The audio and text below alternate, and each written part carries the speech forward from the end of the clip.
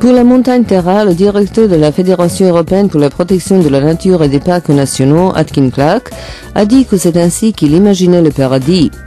Une légende slave dit que la montagne a été nommée d'après le dieu Tar, qui aurait choisi cette perle de la nature pour y vivre.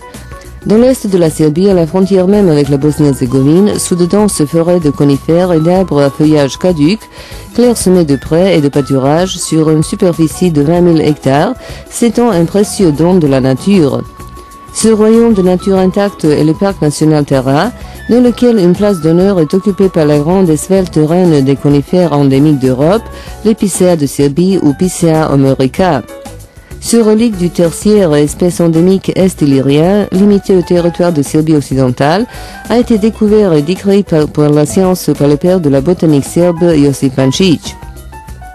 L'épicéa de Serbie, appelé un corps fossile vivant, peut pousser jusqu'à 40 mètres et c'est la plus belle et la plus connue espèce endémique parmi les 20 qui poussent dans la montagne Tara. Par ailleurs, l'espace du parc national est une zone typiquement forestière qui se range parmi les plus conservées, les plus diversifiées et les plus riches sur le vieux continent. L'épicéa commun est le plus présent parmi une quarantaine de communautés forestières, mais il faut mentionner aussi les surfaces couvertes de frênes à fleurs, de charmes houblons ou de chênes des Balkans. Le symbole de la flore de Tara est l'épicéa de Serbie, tandis que sa faune est symbolisée par l'espèce endémique locale, la sauterelle de Pančić ou Pyrgomorphella serbica. Environ 130 espèces d'oiseaux trouvent leur habitat provisoire ou permanent sur les versants de cette montagne.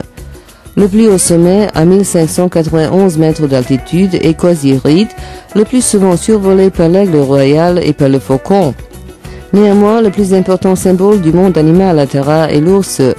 Selon les chasseurs, certains exemplaires atteignent 2,5 mètres de long et pèsent dans les 300 kg.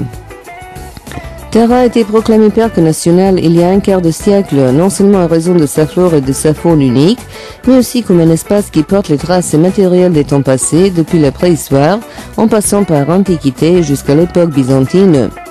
Le monastère Rača et les nécropoles sont les vestiges du patrimoine médiéval serbe. Les chalets faits en troncs de conifères sont des exemples durables de la construction populaire. Étant protégée, Tara a évité l'envahissement de la commercialisation et elle représente un véritable paradis pour le repos des touristes de toutes les générations. Nous mentionnerons surtout les plus jeunes qui trouvent depuis des décennies déjà dans le centre de récréation à Mitrovac leur paradis pour le jeu et le repos actif.